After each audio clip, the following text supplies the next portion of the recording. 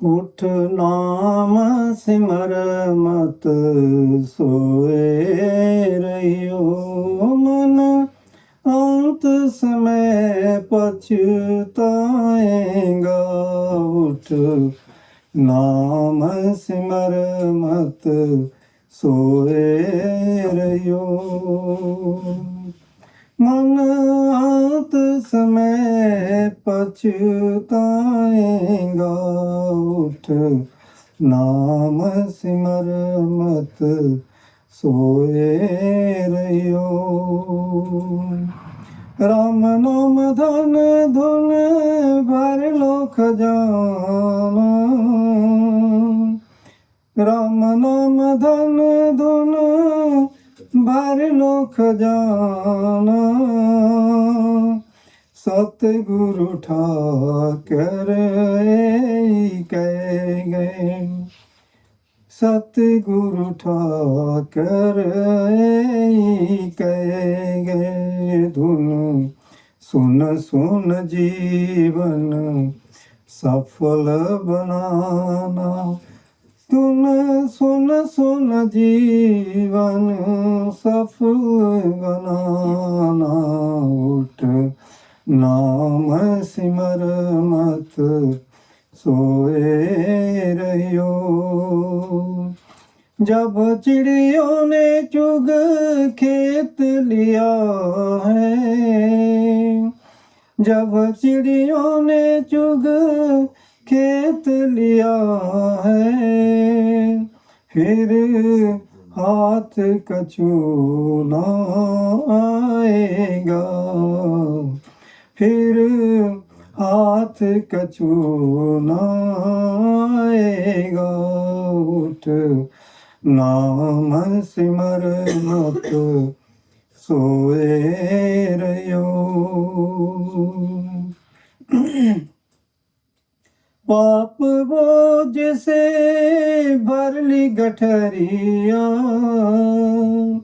पाप बोझ से भर ली गठरिया। जाना रे तुझको दूर नगरिया, जाना रे तुझको दूर नगरिया। जैसा करेगा वैसा भरेगा, जैसा करेगा वैसा भरेगा।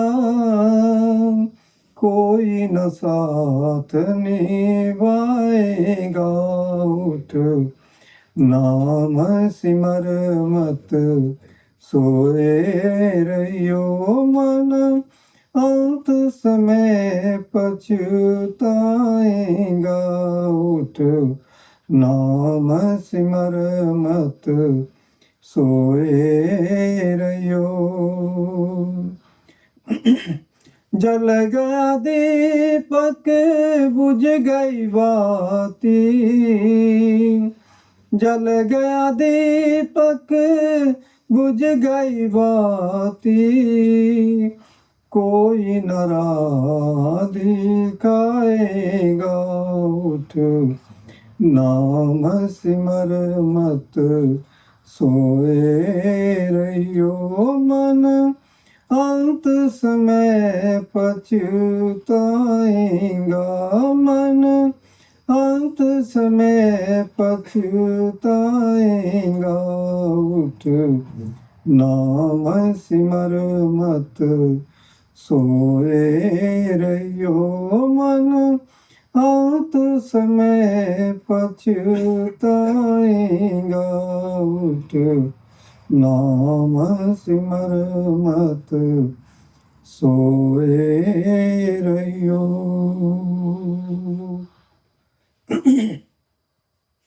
तो प्यारे बहनों और भाइयों,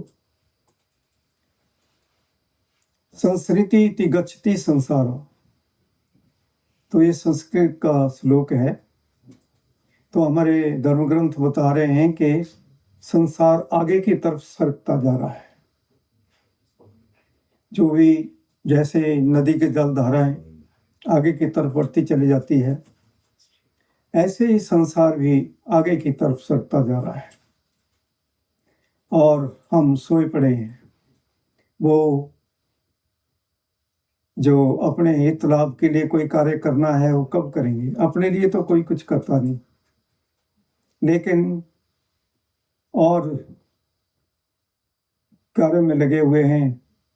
तो अगर अपने लिए कुछ करे इंसान, जो वस्तु हमारे साथ सदा के लिए जाने वाली है उसका ख्याल नहीं है, उस तरफ हमारा ध्यान नहीं है। तो अगर उस तरफ हम थोड़ा सा ध्यान दें तो हम उस भवसागर को पार कर सकते हैं। सकृत उच्चरिता में नीति हरि अक्षर द्वयम बध परिकर्षण मोक्षाय गमनम प्रति। तो हमारे सभी धर्म ग्रंथ बता रहे हैं कि अगर उस नाम का एक बार भी अगर सुमरन कर लिया गया तो आप अपने मोक्ष प्राप्त करने के लिए अपनी फेंट को कस लेंगे और उस भवसागर से पार हो जाएंगे। एक बार भी अगर कहते हैं उस पावन नाम का जो भजन सुमरन कर लेता है, कितना भी बड़ा पामर है, वो पाप मुक्त हो जाता है। तो तभी बता रहे हैं कि अजामल कितना बड़ा महान पापी था, लेकिन उसने एक बार सुमरन किया था, एक बार, और एक बार में ही वो उसका पार उतारा हो गया। तो हरि ही हरति पापानि दुष्ट चितेरपि समृतः। दुष्ट चित्त प्राणी भी, जो बहुत बड़ा ऐसा कोई पापी पामर होता है, अपराधी होता है, वो भी अगर एक बार भी उस सच्चे नाम का सुमरन कर लेता है वो भी मुक्त हो जाता है, मुक्ति को प्राप्त कर लेता है। बाकी का तो कहना ही क्या है। वो तो अगर नाम का सुमरन करते हैं तो अपने जीवन को सुखदायक आनंददायक बना सकते हैं। तो एक और बात समझा रहे हैं महापुरुष कि ये जो माया का संसार है, काल का इतना बड़ा धोखा है कि वो प्रत्येक प्राणी को पापों की तरफ लगा करके रखता है, लेकिन दुनिया को इस चीज का पता नहीं है। वो नहीं चाहता कि कोई पाप से बचे, वो सबको फंसा के रखता है, वो किसी को बख्शता नहीं है, सबको उसी में लगा के रखता है। तो तभी कहा है कि ये जो संसार है ये माया का संसार है, यहाँ बहुत बड़ा धोखा है, इंसान को कोई पता नहीं चलता, माया नजर आती है। सर्वेवम ही सर्वेषां भवन्तु क्रमशो मिथ्या सत्यम नास्ति तपः शौचम दया दानम न विद्यते। तो आज कलयुग के अंदर ना किसी के अंदर सत्य है, सत्यम नास्ति तपः, ना किसी के अंदर कोई जप तप है, कोई भजन सिमरन करता है, कोई भाग्यशाली है जो करता है, जो करते हैं। बाकी सभी नास्तिक हो चुके हैं।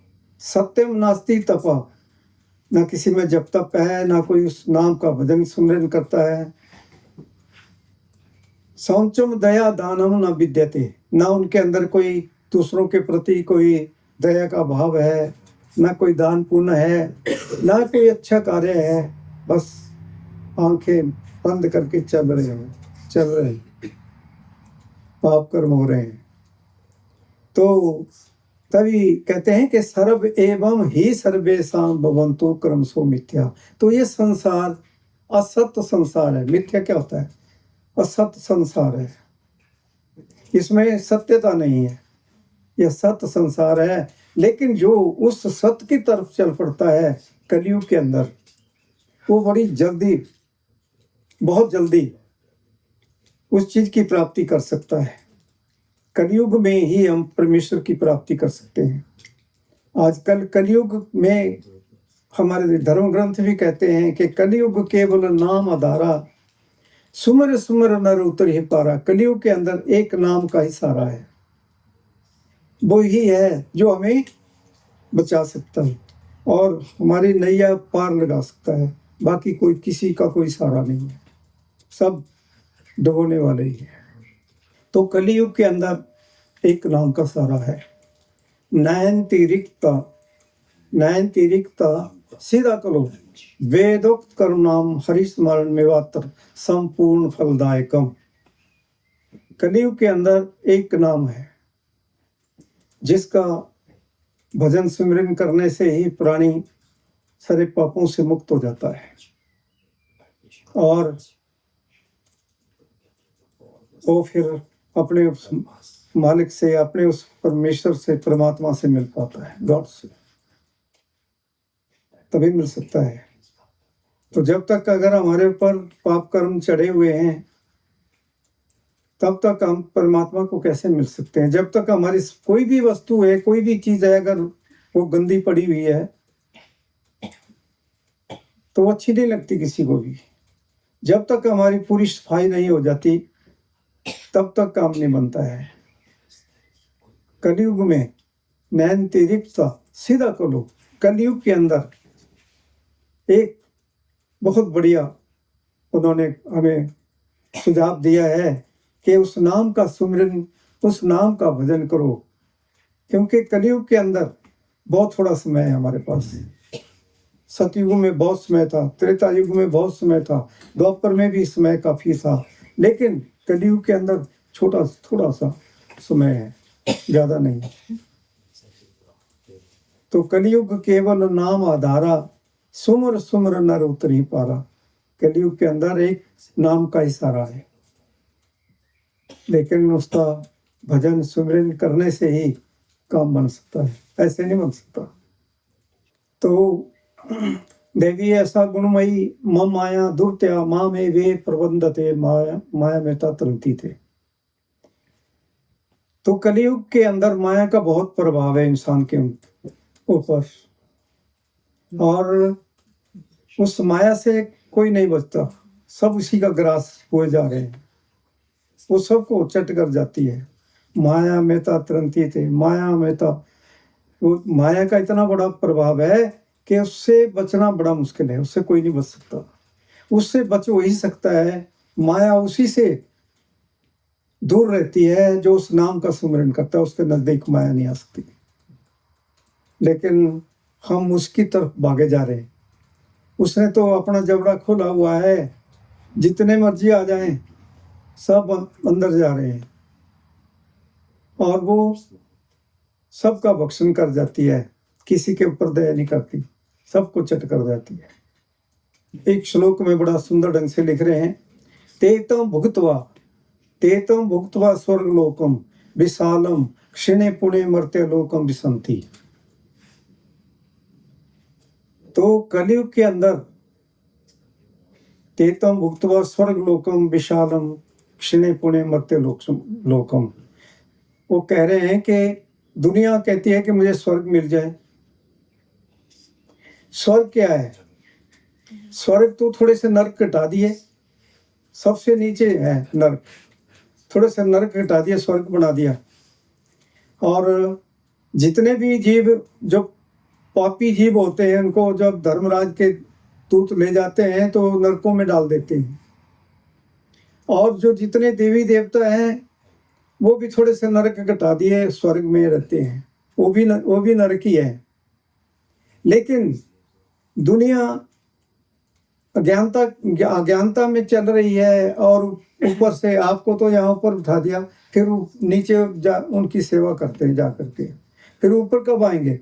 ऊपर नहीं आ सकते, फिर ऊपर आना बड़ा मुश्किल है। तेतम भुक्त्वा स्वर्गलोकम, स्वर्गलोक जो है ठीक है, उसका समय बहुत है, लेकिन वहाँ तो फिर नरक ही है। वहाँ क्या है? अगर कोई ये सोचे कि वहाँ हमें बड़ा सुख मिलेगा, वहाँ सुख नहीं मिलेगा। स्वर्ग का अगर आपने कोई अच्छा काम किया है, आपको स्वर्ग मिल गया, तो स्वर्ग भोगने के बाद फिर कीड़े मकोड़े की योनि में आना पड़ेगा, फिर 84 का चक्कर शुरू हो जाएगा। फिर 184 भ्रमंदियां मान चोला पायो, 184 भ्रमंदियां मान चोला पायो, ले नानक नाम संभाल, ले नानक नाम संभाल, 100 दिन नेड़े आयो। के इंसान 84 लाख जिया जून भोगने के बाद अब तुझे ये मनुष्य का चोला मिला है और अब उस नाम को प्राप्त कर, ले नानक नाम संभाल, 100 दिन नेड़े आयो। कि वो समय तुझे प्राप्त हो चुका है, उस नाम को प्राप्त करने का तेरे भाग्य में अंकित है। अगर उस अवसर को अगर तू खो देता है, अगर तुझे वो मिल भी प्राप्त भी हो जाता है, नाम मिल भी जाता है, गुरु मिल गया, और फिर भी अगर शिष्य के अंदर कोई गुरु के प्रति प्यार नहीं है, समर्पण नहीं है, कोई अच्छी भावना नहीं है, वो गुरु के वचनों के ऊपर अमल नहीं करता, चलता नहीं है, तो फिर क्या होगा? फिर कुछ नहीं होगा, फिर तो कुछ नहीं है। और तो अगर कुछ भी थोड़ा सा उसने कमाई भी की है, वो भी खत्म हो जाती है। कह रहे हैं कि अगर समय के रहते हुए, क्योंकि आज कलयुग का समय चला हुआ है, कलयुग के अंदर बहुत थोड़ा समय है हमारे पास, और उसमें सतयुग में तो 70 हजार वर्ष तक ऋषि मुनि जब तप करते थे, लेकिन क्या मिलता था उनको? कुछ नहीं मिलता था, वो तो 6 चक्रों से ऊपर नहीं आते थे। लेकिन आज अगर किसी को गुरु मिल जाए, 20 मिनट के अंदर आपको परमात्मा का दर्शन हो जाएगा। लाइट एंड साउंड, लाइट भी आ जाएगी आपके अंदर, साउंड भी आ जाएगा आपको। और फिर मौज करो, फिर जितनी कमाई करेंगे आप, उतना ही आपको लाभ मिलेगा, उतना ही फायदा मिलेगा। जितनी कमाई करेंगे उतना ही फायदा मिलेगा। अगर कमाई ना करें तो फिर क्या मिलेगा? फिर तो कुछ नहीं मिलता। मेहनत तो करनी पड़ेगी। अगर संसार के कोई कार्य है, अगर कोई सर्विस करता है, कोई अपने और कोई कार्य करता है, कोई बिजनेस करता है, कोई अपनी कंपनी चलाता है, तो उसको मेहनत करनी पड़ती है, तभी उसको कुछ मिलता है। इसी प्रकार से अध्यात्म विद्या जो है, इसमें भी अगर हम कमाई करेंगे तभी कुछ मिलेगा, कमाई नहीं करेंगे तो क्या मिलेगा? कुछ नहीं मिलेगा। अगर ऐसे ही चलते रहेंगे, नाम ले लिया, अगर आप कोई वस्तु, अगर किसी चीज़ का बीज है, फूल का है या किसी चीज़ का है, अगर वो लेकर के आपने अपने अलमारी में रख दिया, उसको बीजेंगे नहीं तो फिर फल कहाँ से आएंगे? पौधा कैसे बनेगा? फल कहाँ से आएंगे? आप क्या खाएंगे? तो उसके लिए भी मेहनत करनी पड़ती है। वैसे ही अगर हम उस मालिक को प्राप्त करने के लिए अगर मेहनत करते हैं, तो फिर सदा के लिए सुखी हो जाएंगे।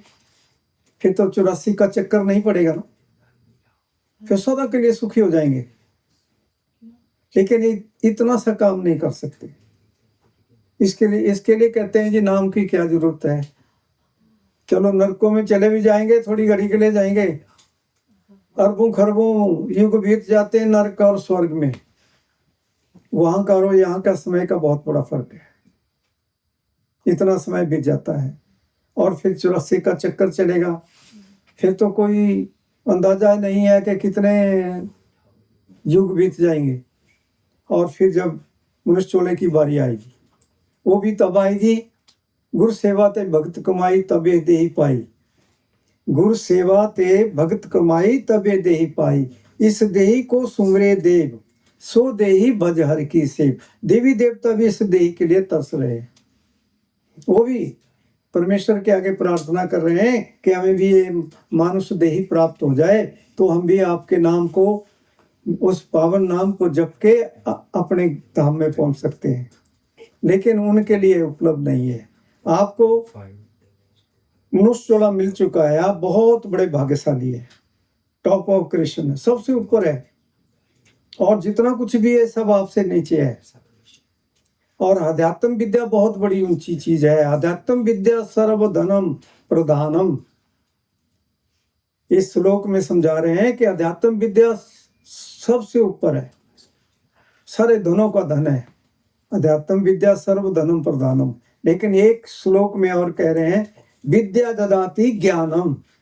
तो उस विद्या का ज्ञान, उस अध्यात्म विद्या का ज्ञान जब हो जाता है, विद्या ददाति ज्ञानम, जब उस विद्या का जो ज्ञान हमें प्राप्त हो जाता है तो फिर हम ऐसे नहीं रहेंगे, फिर हमें कहीं भटकना नहीं पड़ेगा, दर दर की ठोकरें नहीं खानी पड़ेगी, फिर हमारा जीवन सफल हो जाएगा, फिर हम अपने घर में पहुंच जाएंगे, फिर वहाँ आपके लिए सब कुछ रखा हुआ है, किसी चीज़ की कमी नहीं।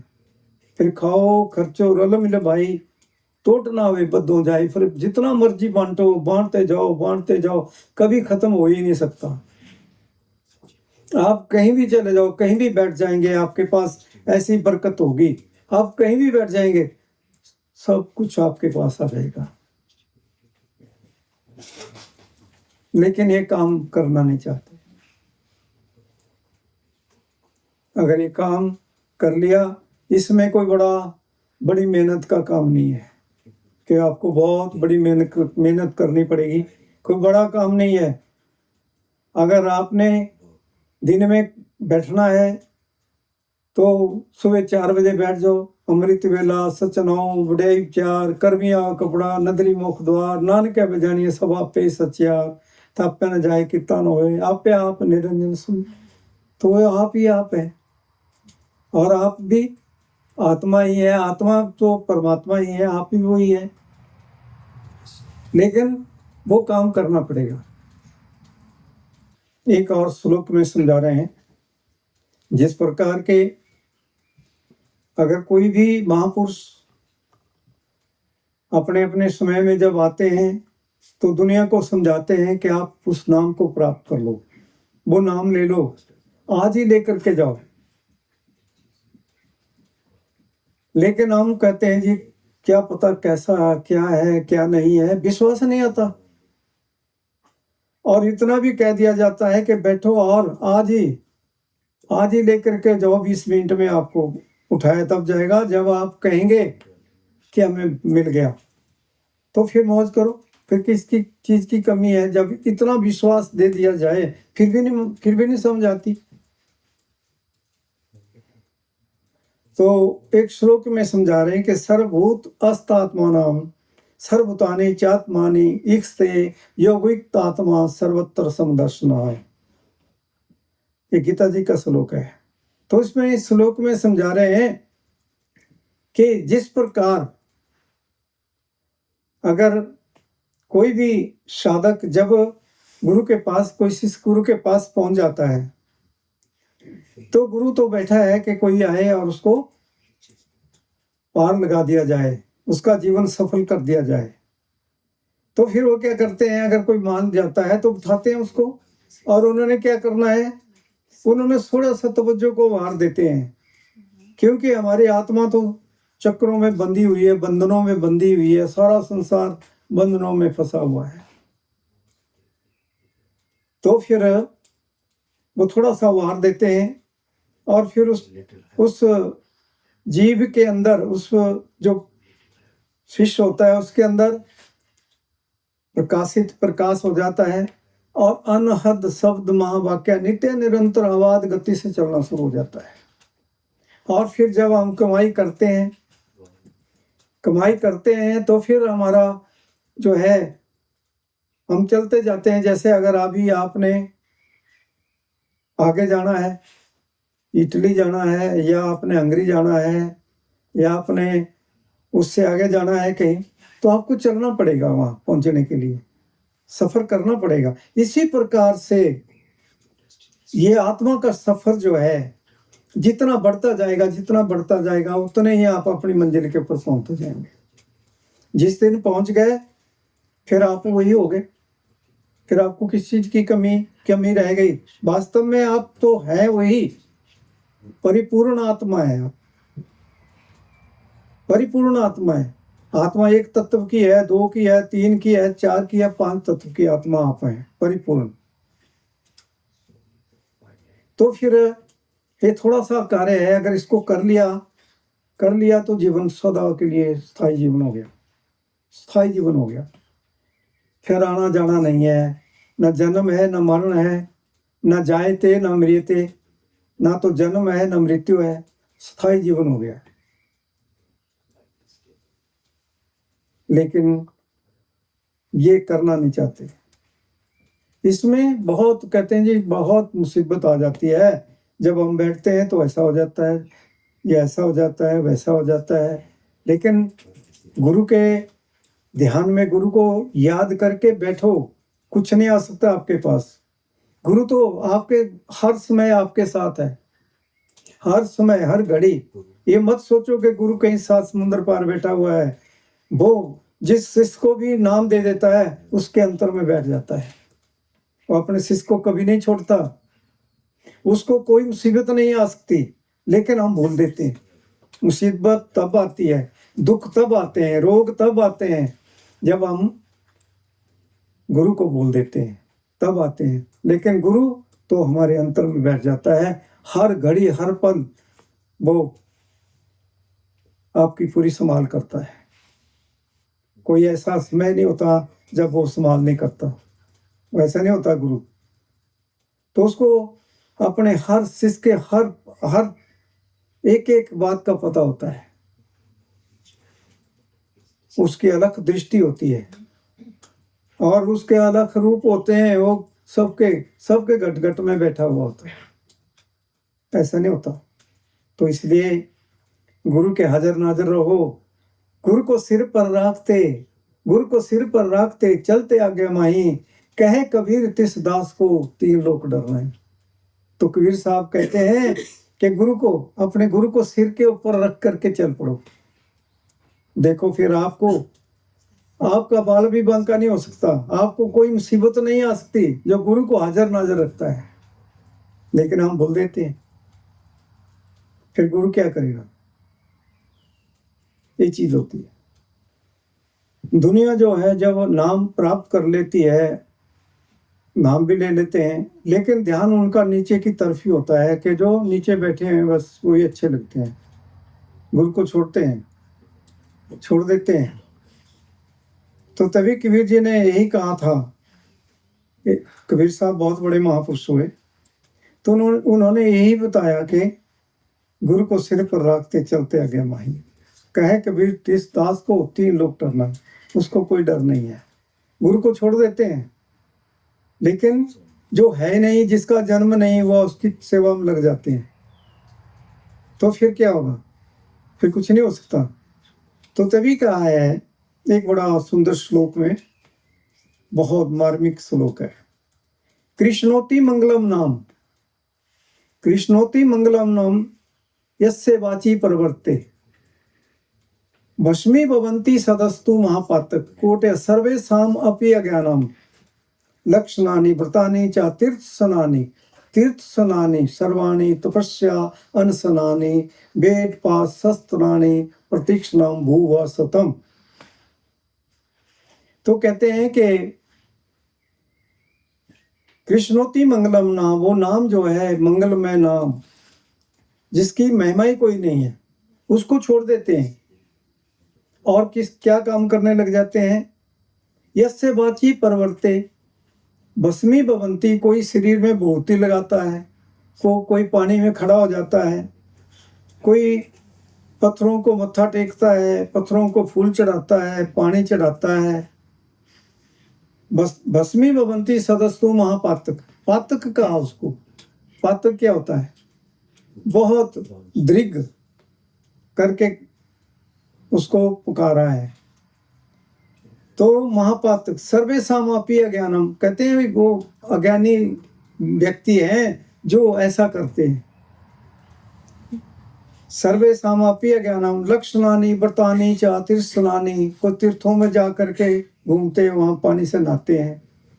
तीर्थसनानि सर्वाणि, तपस्या को तपस्या करता है, तपस्या में बैठ जाता है। अनशनानि वेद पाठ शस्त्राणि प्रतीक्षणम भूव सतम, कोई वेदों का अध्ययन करता है, कोई बड़े बड़े ग्रंथ पढ़ता है। पढ़ने से कुछ नहीं होता, चढ़ने से होता है। पढ़ने से कुछ नहीं होता, जितने मर्जी पढ़ते रहो, रात दिन पढ़ते रहो, उससे कुछ नहीं होता। तभी तो कहा है कि पढ़िए जेते वर्ष वर्ष, पढ़िए जेते मास, पढ़िए जेते आर्जा, पढ़िए जेते सास, लेखे एक गल होर होमे जखना जाग।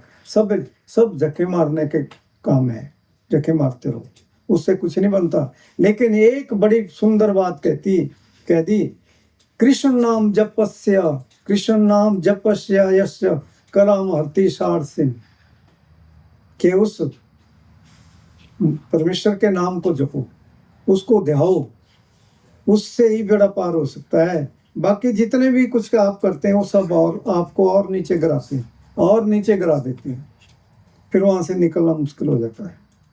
तो इसलिए एक को पकड़ो, एक को पकड़ो जो एक है, सारी सृष्टि का मालिक एक है, गुरु है।